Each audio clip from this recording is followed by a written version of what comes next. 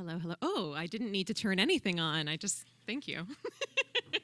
I am your MC tonight. I think many of you know me. I'm Jamie's spouse. My name is Teresa. We live here in Hamilton. I'm not a writer. A lot of cool people here are. I'm not a writer unless you count the very lengthy assessments I write in my day job. Don't count those. I am a very avid reader and lover of stories and words, so I'm really excited to hear from the folks that we have here with us tonight. But before I introduce that, I want to start by just taking a moment to settle in here, think about where we are, think about who's around you, think about what we're doing. And part of that is thinking about being here in Hamilton. Of course, yes, Hamilton is the city of waterfalls. I think many of us know that. But we are also situated upon the traditional territories of the Erie, Neutral, Huron-Wendat, Haudenosaunee, and Mississaugas. This is land that is included in the Dish with One Spoon Wampum Belt Covenant, which is an agreement between nations that places importance on stewardship so that we are all called to collaborate together in sharing resources and acting as stewards to care for the land in this Great Lakes region. While we can further acknowledge that this land is covered by the Between the Lakes Purchase 1792 between the Crown and the Mississaugas of the Credit First Nation, this in no way overrides our responsibility to the place where we are now. Land and place are intertwined with identity. As the majority of this room are settlers on this land, we must do more than acknowledge history. We must take responsibility for our own allyship, learn more about this land, about this nation's colonial past and present, about our neighbors and ourselves. Beyond acknowledging, my hope is that we take action to do this learning, to build and foster new relationships, and to stand in solidarity with Indigenous people and communities. Thank you, everybody. I'd also like to help you kind of settle into the space, orient to the space, okay? There are snacks, please eat them. The sushi's vegetarian. I'm not sure that all the snacks are. Some of them have a delightful fishy taste, so lovely for some people, maybe not for vegetarians, so just a heads up on that. There are bathrooms back behind the stage, so you do have to kind of walk behind and through the doors. Fire exits back there, also there. Lovely bar, lovely authors, lovely bookseller. Thank you to Epic Books for being here. Please do approach the authors and ask them to sign your books. They're here, why not? We have 4 incredible readers today.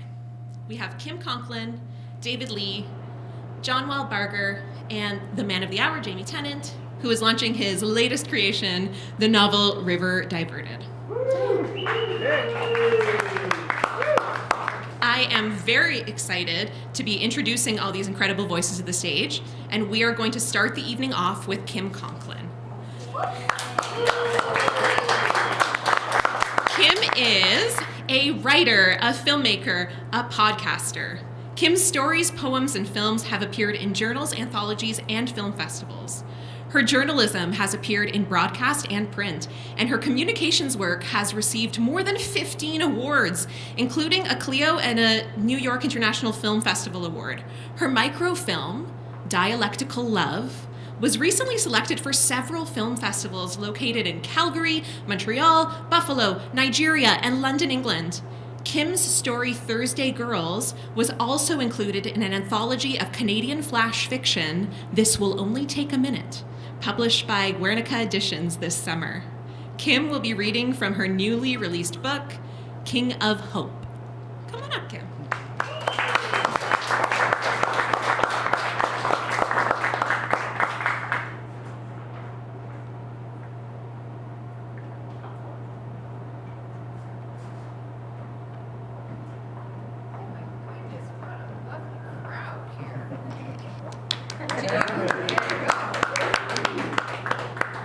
Thank you so much to Jamie and Teresa for having me here.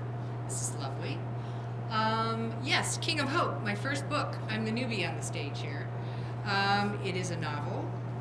It is about a small town on the north shore of Lake Erie called Port Despear, which is the Anglicization of hope, which is where the hope comes from. There are 4 main characters. We'll be hearing from the character we spend the most time with, Hart Addison. Oops, am I not close enough? Oh, there we go. Oh, well, you'd think I would know that, but I don't, because I'm not usually on this side. So, anyway. So what else do we need to know? It's a small town with a very big environmental problem. They have been digging up piles of nuclear waste, like we have all over the Great Lakes, for generations, and there's really nowhere to put it. Hart is a small town newspaper editor. He's also the mayor. He's the town's nicest guy, so everybody just writes in his name at the local election, and that's how he gets elected. And he's been trying to come to terms with this problem for years. And in this scene, we're going to see him as he's coming home from yet another rubber chicken dinner. And he's thinking about one of his old friends and sort of a new personal problem that he has to deal with. So, no one ever had control of the floor or anything else when Chloe was around. She'd always been that way, as far back as high school, when she was still Cleo Pugh and they had first become close friends. Later, they reigned as homecoming king and queen, and based upon that pairing and being caught once in a delicate position in his car in the parking lot after hours, they had been teased about their eventual marriage for years.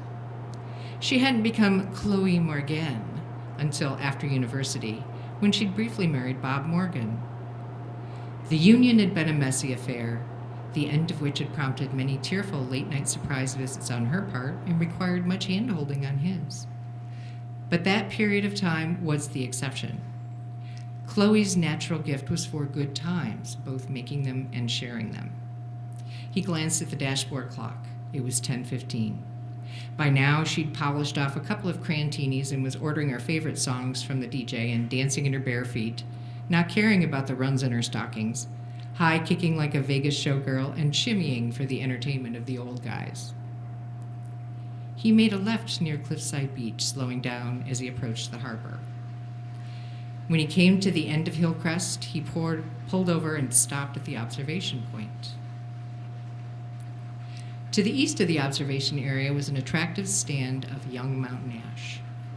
The trees formed a natural screen, blocking the east view of the harbor from both the picnic area and the parking lot, as most people didn't really like to look at the east side. It was the view behind the ash trees, however, that had drawn him here. He left the keys in the ignition and headed down the steps through the picnic area.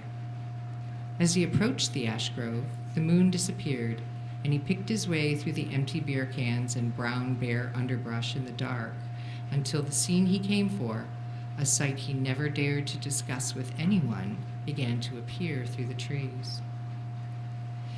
He could see it best at night, especially with the weather conditions this time of year. The world was just settling in for its long, cold sleep, and tonight the collision between the seasonably cool air and the still warm water produced a dense carpet of fog that wafted up over the shoreline. The chimera began on the far east edge of the harbor, where a 3-story gray-brown brick and glass office building sat on a rocky point, positioned at an angle. 2 huge atrium windows sat on the corner, staring unblinkingly out over the lake. That was the head.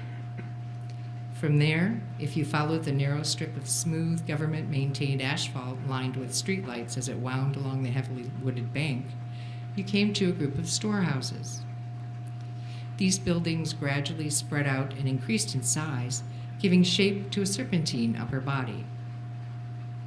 At the east corner of the harbor, 2 identical gray steel wings of the manufacturing facility spanned the road, suggesting the possibility of flight.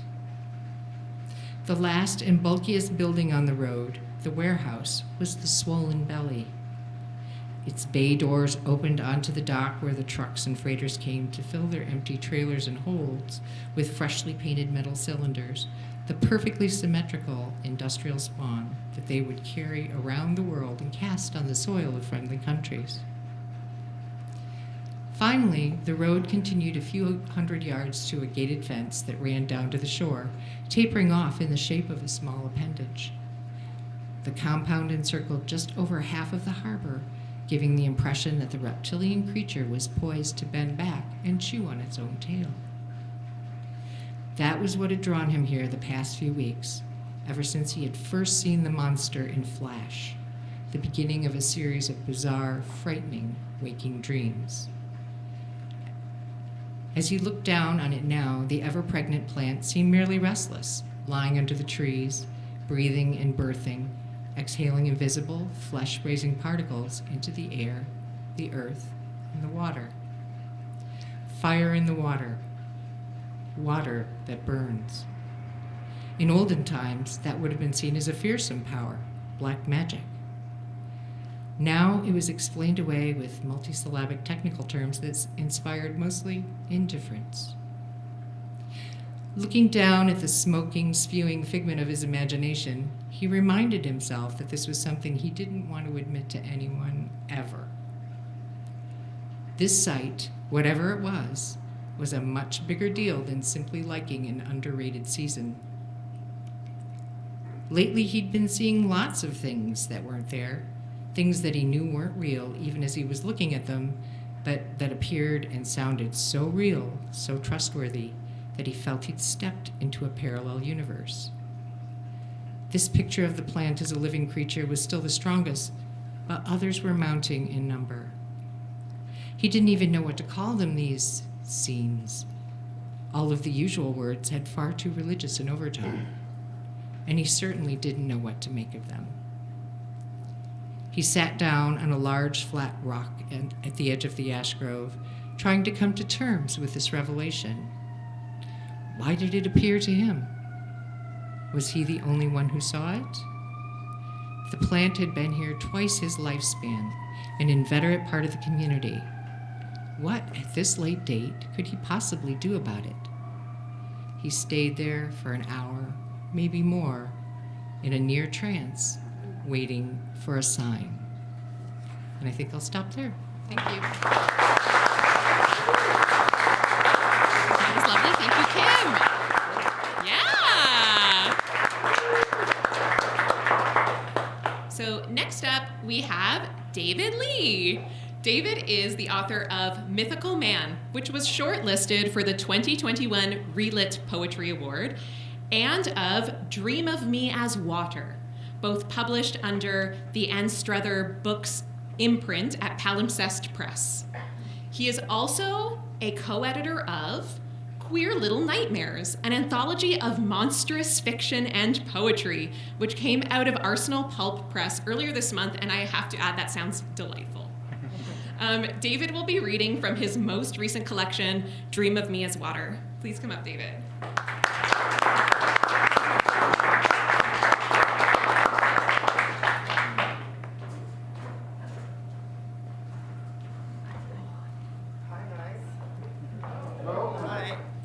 Okay.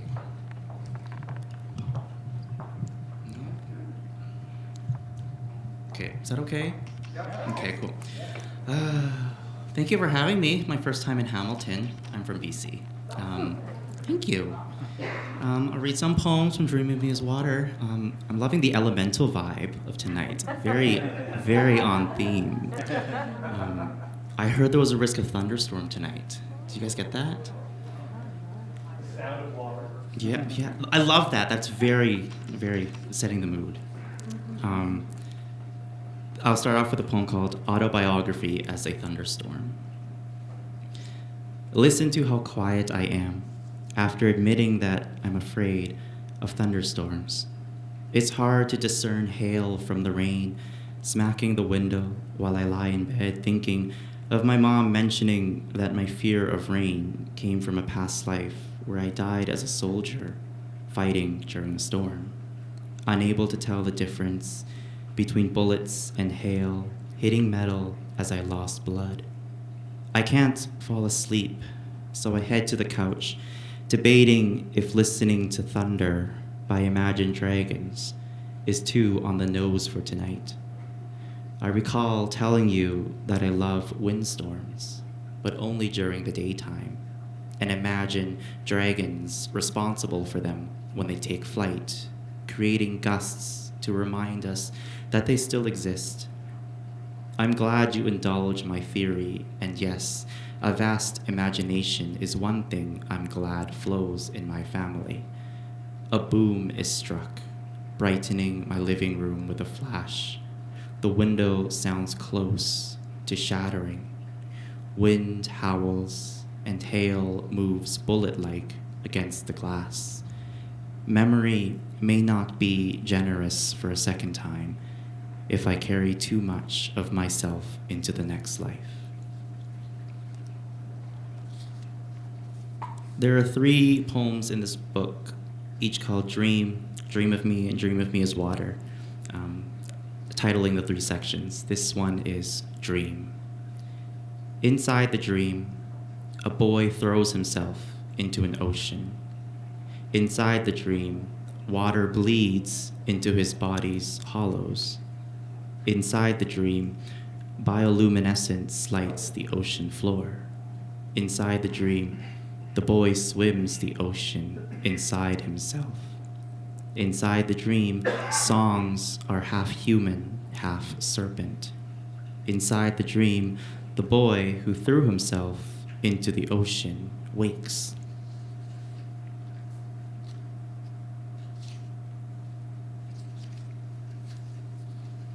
On the plane right here, I watched Godzilla vs. Kong for like the 4th time. This poem is called Godzilla, 2014.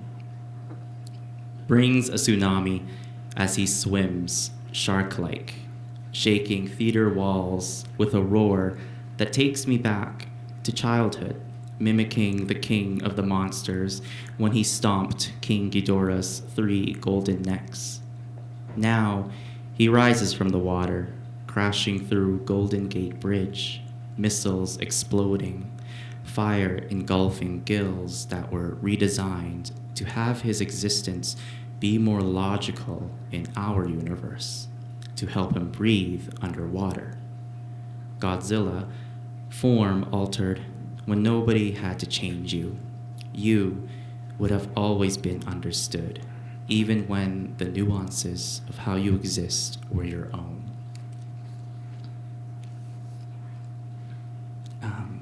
This next piece is called Still. Wading into a coral reef, the pressure I feel dissipates like bubbles of CO2 as light webs my fingers and nudibranchs crawl through my hair, kissing my scalp with tentacles to feed on the doubts I brought to the water. Some can store toxins as defense mechanisms stolen from creatures they consume, so maybe if my bad thoughts are chemical reactions gone wrong, nudibranchs could find a better use for them. Or maybe they could teach me how to use my own feelings for protection before I resurface and crawl out of the sea wearing sadness as tendrils that can sting or store anger toxins released whenever I feel threatened.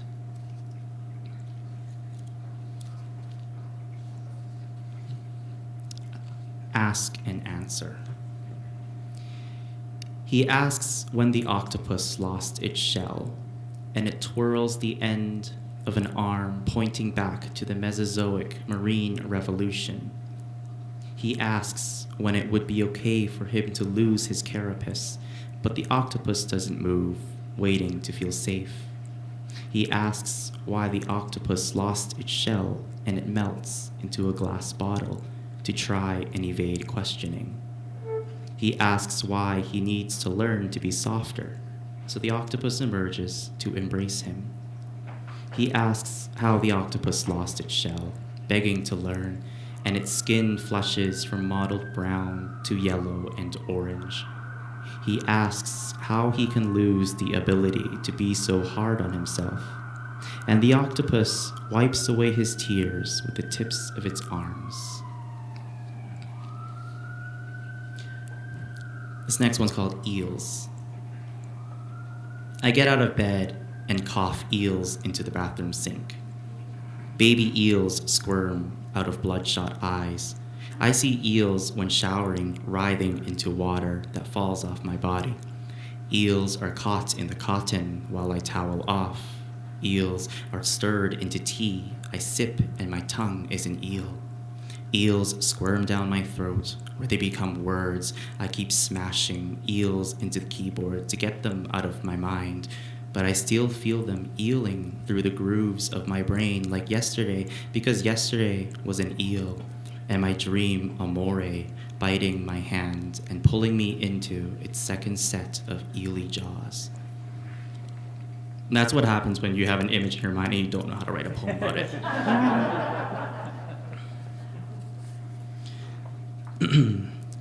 I'll read the title poem of the collection, Dream of Me as Water. Just call me friend, and I'll hold my breath for you. Slink back into this cuttlefish lagoon. Its neon pulses, a warning to the stars that they will need to come down to the dark if the heavens want you back. Stay, lay with me in this murk, deep out of sight from the universe. There is nothing more soothing than returning to the water with only our unyielding imagination of whatever we want to be once we sense it's safe to reemerge. Are you okay with one more short poem? Yeah. This one's called Folklore. I used to know a boy who would rage quietly. Once, when he found himself surrounded by wolves, he unflinchingly grabbed one by the neck and ripped out its tongue. I knew him for too long, his anger too ingrained, so I didn't stop him when he walked into the forest and waded into the lake, leaving me to whimper with the wolves. Thank you. David Lee, that was incredible. Thank you. Coming up next, John Barger. His poems and critical writing have appeared in American Poetry Review, Kenyan Review Online, Ziziva, say it with me, Ziziva, it's lovely, the Cincinnati Review, Poetry Ireland Review, and Best of the Best Canadian Poetry. He's a contract editor with Frontenac House, and he teaches in the BFA program for creative writing at the University of Arts in Philadelphia. John will be reading from his new collection, Smog Mother. Come on up, John.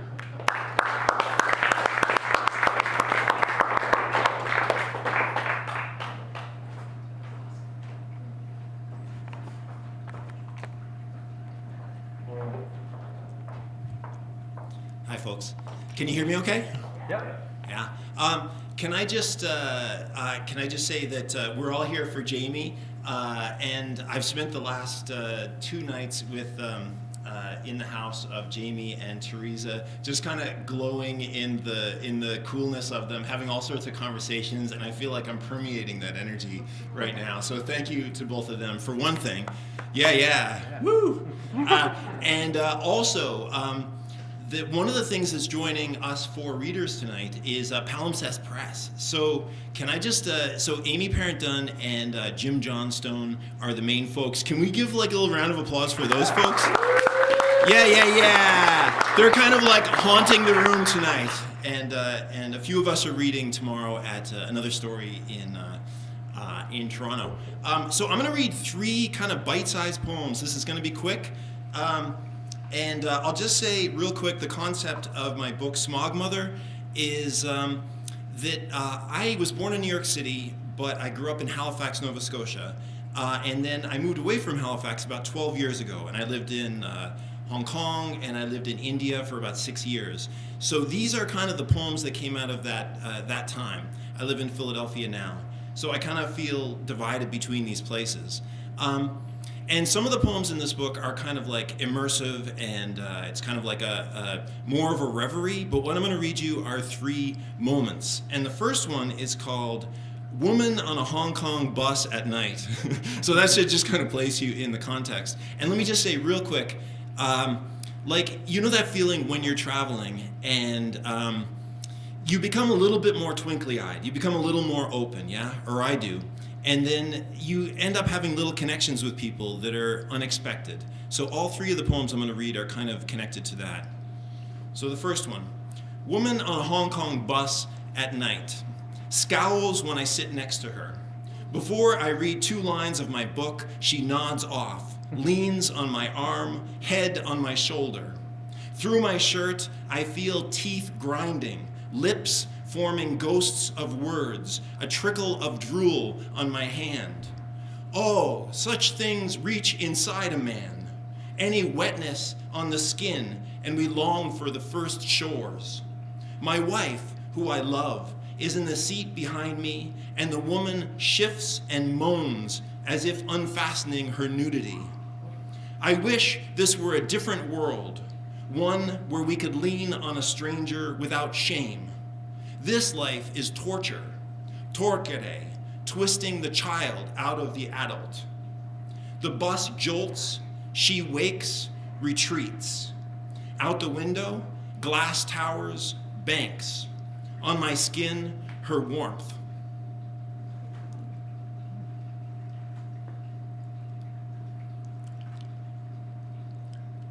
The next one is even shorter, and so sorry, this is going to get a little bit morbid, the last two. Being in India especially, I ended up writing about the things that kind of hit me in the heart, which were, just so many poor folks around, and animals, kind of like limping goats, like you're on your way to buy like a bag of melons and you see a limping goat, and that'll really change your day. So I had a motorcycle. One of the best things about being in India for me was having this Royal Enfield motorcycle. And one day I was driving in these hills, and there was a dead calf beside the road. So this is called Dead Calf by the Road. Context. Dead calf by the road, on gravel, guts sliding out of the bowl of itself like oatmeal. Tailbone, a white hammer, obtruding the soft kid skin, head tucked in as if napping. I pull the heavy Enfield off the road. Crows on the back of the calf flap off. Out of the church, in the hollow behind my right eye, I see the crows on their branches, heads cocked, itching to feast. It is worse because the calf did not carry a gun to school or insult her friends, but just walked very gently beside her mother. They didn't tell her, they don't tell you, about dying on a road, crows the only flags upon you, in a hornet song wind. My goal is to break your heart. Every single poem. All right, so this is my last attempt at breaking your heart. Hopefully it's cracked. One of my bad ideas in my life, I don't know how the hell I thought that this was like an interesting thing to do. On a trip to Mexico, I went to a bullfight. And I have been a vegetarian since I was a kid, and I just got caught up, I think, in the idea of it. Like, I had heard that I was reading Hemingway's Death in the Afternoon, which, bad idea, I guess. And I heard that they elevate the bull to the level of the human, and it's this battle of wills or something like that. And I went there, and it wasn't like that at all. It was people smoking their cigars as the bulls were dragged across the sand in the mud. It was terrible. So this is that story. Another title context. Bullfight, Plaza, Mexico. And I'm going to stop here. This will be my last one. The beardless matador, in his suit of lights, whirls on the dust. Oh, teen god, jabbing, the mortal bull with long feathered blades, simply, without force, like tearing a web, as if he made his own fate like the spheres. The bull snorts a proud distress call. Clamor brawls along the stands. A father of 3 gleeful boys in Yankees hats squirts mezcal in my mouth from his canteen, and the 5th bull thrashes sideways out of the gate into the light, moth with a torn wing, crouching, immutable, long horns of a Gothic church. And in my delirium, I call for you, Ruka, my skinny, sickly dog. I think the bull they're butchering is you. Picadors pierce your paws, roll you onto a sled. Horses drag you out of the circle, out of the light, your great head lolling on sand. This godless earth, grainy photocopy of heaven. We cannot close our eyes. against the parade of bodies rolling past. We eat our peanuts, we sip our cokes, we call out, maths, maths, starving for the dark. Give us more, we call, more of the dark, like oracles. Thanks very much. Well,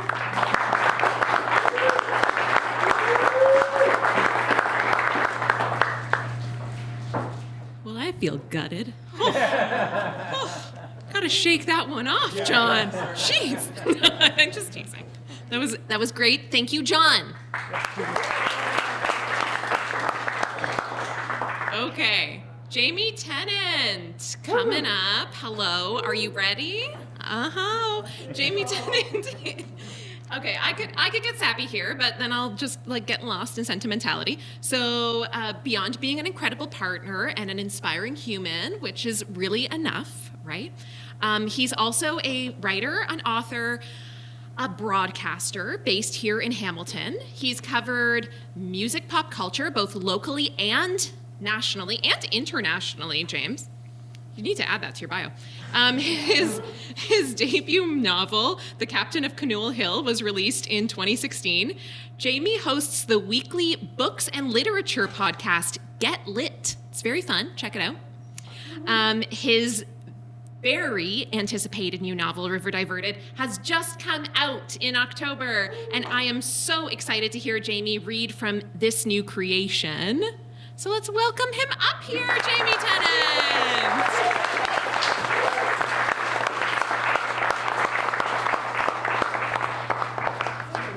Catwalk there or something. It's like, I'm a writer, you know what I mean? Read my book on the catwalk. Yes, okay, yeah, it's gonna be like that, folks. I'm sorry. First up, I just want to say that I am going to go full diva and read probably too long, and with apologies especially to Noelle, because that's directly against her very sage advice, but this is the only time I'll get to do it, because it's my show, and I'm really excited. So, thank you. Thank you so much for coming. This is an awesome crowd. I'm super excited to be here, and if I haven't talked to you yet, come and see me later. You can all hear me, right? Yeah. Okay. This is super cool. You fought the Iron Maiden Teenage Dirtbag crowd, and you made it here in one piece, and I appreciate that. So, some more thanks, though, before I start up. I want to thank Kim, David, and John for joining us tonight, all under the banner of Palimpsest Press, as John pointed out. You were all great. I really appreciated your readings. It was really cool. And thanks to Amy, our publisher. Thanks to everyone here at the venue, Travis, Max, Matt. Really appreciate your giving me this room to do this tonight. That's super, super cool. Thanks to Vanessa and Sean for doing the audio-video thing, because I am going to post this later for people. I know I have some friends who are probably mentioned in the book who don't live on the continent, so it would be good for them to be able to see it. Thanks to Jamie at Epic Books, always, for selling books. And if you have the means, I highly recommend you pick up any of the 4 books that are available tonight, and we'll be around to sign stuff. I want to thank Teresa, my excellent spouse and great MC. And I also want to throw in a thanks because although they weren't directly involved with this event, they have done some stuff for me that I really appreciate. I want to thank Greg Vickers for doing my website design. And yes, thank you very much. And I want to thank Kevin Patrick Robbins for doing the photographs that I have populated the site with. So headshots are a weird thing, but, you know. Okay, so I will try, as I just finished saying how long I was going to go, and I'm already rambling. So I'm sorry. We'll be done by 10:30 or so? No, I'm kidding. So my first novel is Captain of Canoe Hill, and there was a little diminutive, non-human character. The same thing happens in River Diverted, but this character is maybe not real. It's kind of up to you to decide. And basically, what the story is River Black is a screenwriter. She writes horror movies. She's really stuck in a rut. She's been writing these terrible slasher flicks for this sort of Uwe Boll type, German Puljist type director guy, and also her ex-boyfriend. And she's not very happy, and then one day she gets this mysterious book in the mail. This book is about a kappa, which is a Japanese river god. I'm sure there's better terminology than god, but that's what he calls himself. He's got a complex, right? So his name is Soba, and the book is about him. And they're like really nasty little like sort of turtle, monkey, frog, fish creatures, and I think probably invented as folklore to keep kids away from the water so they don't go and drown in the river, right? So she gets this book, but the thing is that she burned the last copy of it, and the co-writer that she wrote it with 20 years ago when she lived in Japan died 20 years ago in Japan. So this book shouldn't exist. She can't figure out why it's even a thing. So this book has two timelines. The current timeline, where she goes back to Japan to try to figure out where this book came from, and the past, and where she went to Japan as a 20-something who was stuck in a rut and just wanted to reinvent herself, and that's where she came up with the name River Black. Fun fact, it's one of those weird writer things. I named her Helen Delaney, I don't know why, and then I looked up the meaning of Delaney, and it means Black River in the Irish. And I'm like, well, that's a really cool pen name for a person who writes horror movies. So I'm going to read this first sort of more relaxed part, and then I'll get all shouty and hyper with the next parts. But this is a section called Fireworks. It's chapter 2. It's very short. Memories diminish. They fray into hazy fragments, become like disjointed dreams remembered 2 days later. Individual moments flash and flicker like sunlight on a calm ocean. Those sparkling, disorienting moments belie the fact that beneath them something murkier, yet more monumental, floats in silence. Like the back of a blue whale spotted just below the ocean surface, you can't really see the whale, but you feel its presence, its strength, as it glides beneath the sun-dappled plain. That, to me, is the true memory. Not the images you can recall, not the sparkling sunlight, but the elemental power that lies beneath them. Some of my memories conjure dread. There are shapeless Lovecraftian horrors underwater that I'd rather let sleep, while other memories lead me to the whales, to life itself.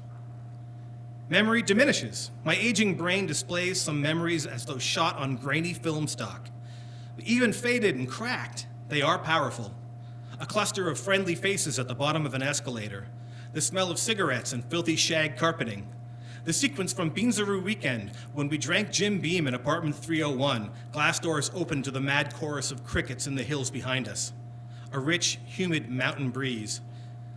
Nicole took red nail polish and adorned Daniel's toes to much laughter, knowing the locals would be amused by his gaijin feet, their fire engine red tips displayed prominently in his sandals. When we wandered out into the night, I felt the sweetest drunkenness I had ever felt.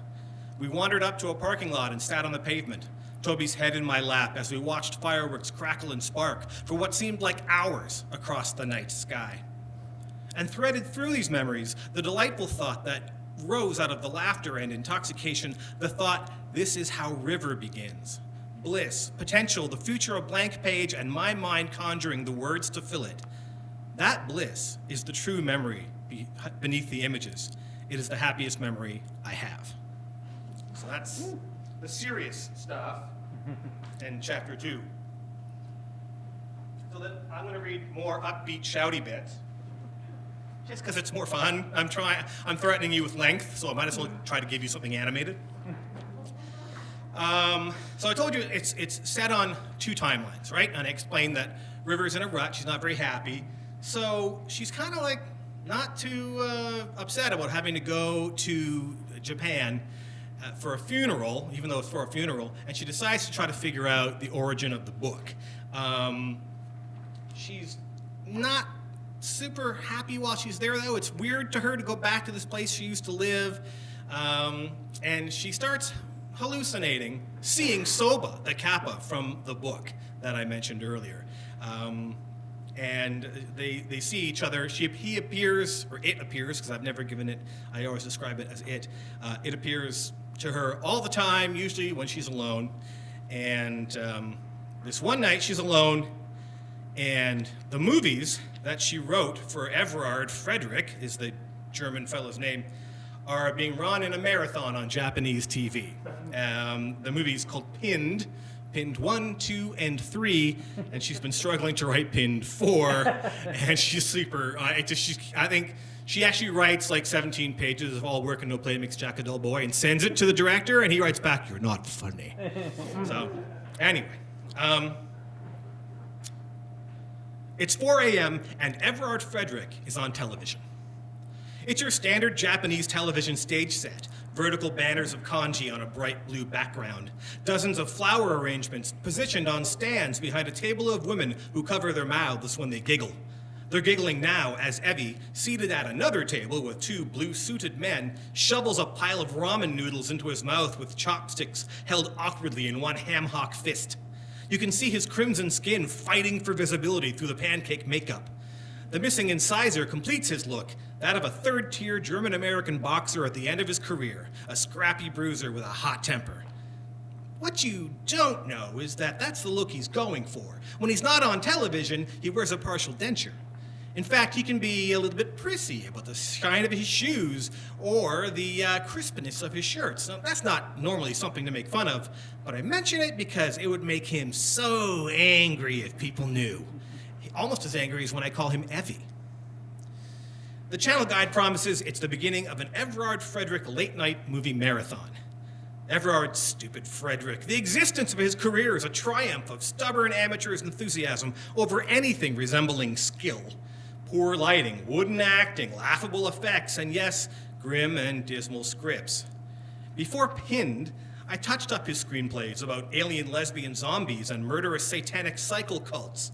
Now, 3 films deep into the skewered and dissected women, I would give an ovary to work on something as gleefully abysmal as Space Station Sappho, or, at least that crap was fun. This movie marathon contains no Space Station Sappho and no Harleys Bound for Hell, renamed Motorcycles to Hell to satisfy the legal department of an unimpressed Harley-Davidson motor company. No, tonight's marathon is dedicated to Evie's finest misanthropy, courtesy of yours truly, Pinned through Pinned 3. Ugh. The noodles are too chewy. He dramatically allows some half-masticated ramen to tumble from his mouth, much to the stage crowd's delight. Evie brings an enormous bowl to his face so fast the broth runs down his chin, which makes him grin his mischievous, yet half-psychotic gap-toothed grin. This is the worst yet.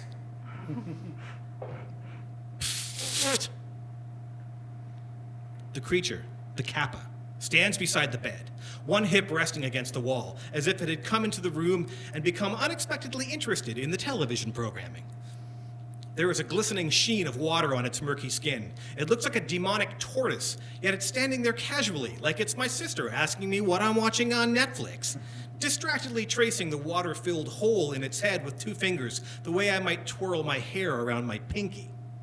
Holy God, LSD has nothing on exhaustion and stress. If I close my eyes slightly, shake my head a few times, and look back again, the thing will be gone. It isn't really there. Instead, I talk to it. He's quite a prize, eh? Soba, if that indeed is Daniel's Kappa, scrunches up its already scrunched face and closes its eyes. Stupid. Oh, no, not really. He just looks and acts like he's been recently dropped on his head. Nah, human stupid. This human extra stupid. Not stupid, just broken. That's when I noticed the creature's right leg, on the side that's not leaning casually against the wall, rests in the plastic wastebasket from the bathroom, which has been filled to the rim with water. As it adjusts its position, water sloshes up and over the edge and lands on the worn carpet with a splat. So you're Soba, I say. Its hand, still tickling the edges of the recess in its skull, freezes. You don't want to remember, it says. You said that last time. I pushed myself up into a sitting position, back against the headboard. But you're wrong. I do want to remember. You're Soba. Soba turns its frown into a grimace. Stupid name. The river you lived in was called the Susobana, so Daniel called you Soba. You followed a boy up to the shrine to eat him, and he fed you cucumbers instead. That's how it happened, right? It doesn't reply exactly, but somehow in its stillness, the answer is affirmative. Why are you here bothering me now? I ask. Are you real? Look forward, it hisses. I don't know what that means. Look forward at TV! So I turn to the television. The opening sequence of Pin 3 is happening. The slow pan down a dark alley towards the House of Horrors. You, it says. Not me, I was only part of that mess. You, it repeats. You know, when this movie premiered in Vancouver, I didn't show up at the theater. For 2 weeks, River Black was Johatsu. She was gone, and Helen Delaney was left in her place, and Helen Delaney wanted no part of this. Soba no, it says. Ha, so you are Soba. No response. Well, you know, it's hard for me to tell. I know you're not real. I don't have a history of dealing well with trauma. The first time I had panic attacks, I fled the hemisphere and tried to reinvent myself.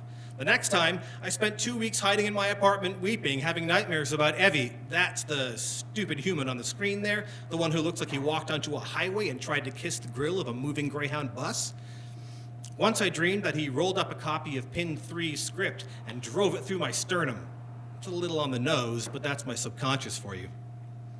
Soba is not interested in my ramblings. It appears to be squinting at the television. Nah. Lighting bad. The worst. He's terrible at that. Thinks you can fix everything in post with filters. If you want to succeed, be open, it says. Want to remember? Accept death. Great! I slap my hands against a mattress on either side of me. Thanks, you're helpful. What the hell does that mean, exactly? Soba turns to me, and for the first time, there's a shudder that starts in my spine and radiates outward. In his eyes are murderous black marbles. See death! It shrieks at me, and I almost scream. Its voice comes from darker places I've headed towards, but thankfully never reached, places I would not have come back from. See death, it repeats, then walk into darkness. Jesus, you're like a teenage goth girl reading pretentious poems at an open mic. What are you saying? Are you saying this trip was a mistake? That I shouldn't be here? Sorry, Sobe, it's a bit too late. The impatience drains from his face. Its cheeks slacken. Its skin is the color of meconium. Book, it says with resignation. Soba try warn you, but you are stupid. If must remember, use book. Go through book. And as suddenly as it appeared, it is gone. So that's our buddy Soba. He comes around. You guys okay? Can I do one more? All right. I thought I should at least ask. And I'm mostly doing this one because this actually happened. So it's kind of a fun thing. This actually happened to Teresa and I about a decade ago when we were in Japan, and we were going to the Jigokudani Yankoen, which is the famous snow monkey park. You've maybe seen the photos of the monkeys in the hot springs with the snow in it. So that's this place. And actually our buddy, I'm gesturing to the people in the room who know Category, helped design the place, which is kind of cool. So it's a nature preserve. You park like 20 minutes out of the preserve and you walk up the path to get there. Okay? And you're not supposed to bring bags with you because the monkeys on the path, like in the park, they're nice and docile, but on the path, like you're in their territory and they know that there's probably food in those bags, right?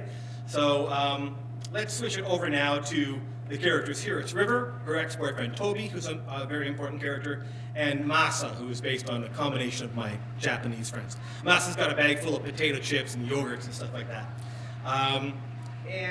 This is what happens to, oh yeah, sorry. Also, I reference a real movie called Shriek of the Mutilated, which is a 70s horror film that none of you have seen and probably should not because it's not good. But let me, just to make one line make sense, let me read you the tagline for this fine bit of cinema. A frenzied hunt for the hideous beast uncovers an evil cannibal cult, and death is the devil's blessing. The Cannon Group is giving you a dare. That was a joke for one person in the room. Glad he's laughing, because otherwise... okay, so here we go. Our reverie is interrupted by an unexpected hissing sound. I look ahead, expecting to see that little green jackass Kappa, but instead, there's a monkey. It ambles sideways, facing Massa from the side of the trail, eyeing him. Its reddish-pink, hourglass-shaped face clenches and releases with a threatening sneer, its mouth dusted with fine white fur, as if the macaque is trying to foster an unsuccessful beard. Its mouth forms an O shape and releases an excited hoot. Massa, give it the bag, I caution. Massa, however, raises the bag towards his chest as if to say, mine. The macaque braves the open pathway and approaches Massa, putting on a bit of a show, stomping its feet as it advances, huffing and blowing. The monkey knows damn well that tasty treats are in that bag. The beast is small, smaller than Soba, but it's a goddamn monkey, and that size doesn't particularly relate to strength. It doesn't have to be massive to tear your arms out of your sockets, as monkeys are likely to do, right? Isn't that a thing? I'm suddenly sure this is a thing. And I really was suddenly sure that was a thing. It stands in front of Massa and sort of half hoots, half shrieks at him. Its face a rictus of murderous intention. Massa, to my horror, leans towards the horrible feral thing, making strange hissing and chicking sounds with his lips and teeth, as if he speaks the monkey's dialect. Massa raises his hands over his shoulders and does a sort of thriller dance as he ups the volume on the hisses and chicks. With the bag dangling from his hand, he almost seems to be taunting the thing. In my mind, I see the monkey lunge and bury its monkey hands deep in Massa's neck. But, of course, that's not what actually happens. Unbelievably, the monkey seems to slow, and it grunts in Massa's direction like a surly teenager. My stomach sinks. Sure enough, Punchy Monkey is not done. It's hanging around the playground now, looking for a weaker kid to intimidate. I am that weaker kid. The macaque scurries back to the side of the path, but is now beginning to size me up, baring its teeth and grunting. Massa? I taste copper at the back of my throat as my insides cave into an internal sinkhole. Monkeys tear faces off too, don't they? Yeah, I'm suddenly sure that's certainly true as well. Massa, what do I do here? Massa, God bless him, does not respond, but keeps walking, plastic food bag clutched protectively to his chest. The macaque is on my left, so I keep walking forward. Will it attack me from behind if I look away? Will it perceive me as a threat if I don't look away? Go! I shout at it. That's when it bares its teeth again and shrieks at me like a banshee. The shriek of the mutilated. That movie is, ridiculously, about a yeti. A stupid mountain-dwelling monkey that kills people. The monkey's screech seems to have piqued the curiosity of its monkey buddies in the trees. Suddenly there are 3 of them. 2 monkey buddies have come up to back up their pal, grunting while he continues to squawk. Without warning, it leaps forward a foot. It's a threat pose, a fake out, but I still cry out in what is honestly sheer terror. Go! My eyes start to sting. You're not scared of anything, hell, comes Sheila's voice. Your pen name is River Black. Shriek. Go! Get! Hoot. Shriek. Go away! Leave me alone, you stupid yeti! Death is a devil's blessing! What the hell are you talking about? Toby approaches from behind, on the opposite side of the murderous gang of apes. Don't freak out, you'll just piss him off. A second member of the murder trio starts to shriek at me. Toby braces his arms and splays his fingers. I want to ask him why he's doing jazz hands at the moment of our delimbing and defacing. Show him you don't have any food, he says, so I imitate his gesture. Toby does something even weirder. He forms an O shape with his lips, raises his eyebrows, and leans slightly forward towards them. The main monkey's goons back up a step, while the OG monkey suddenly closes his mouth and starts to hoot to himself. Toby nudges me forward, and within a few seconds, they've retreated to the tree line, still making noises, but no longer on the advance. Oh my god, oh my god, oh my god. I'm shaking and laughing at the same time. I can feel the adrenaline coursing through everything, even my eyelids. Oh my god, oh my god, oh my god. It's okay, Toby says. They're gone. The monkeys in the hot springs are so nice, I opine. How did you know? I really do build cabins up here sometimes, Toby replies. There are monkeys. You learn to scare them away. Oh my god, oh my god. Oh. Thanks a lot, Massa, you jerk! Massa, that jerk, is a good 30 feet ahead, feeding himself from his precious, lethal bag of potato and dairy products. Thank you. That was a long one, I apologize, but thank you for letting me do it. I really appreciate it. Stick around, there's drinks, there's food, there's books, and there's awesome company with awesome people who came, and spent their night here, and I really appreciate it. Thank you.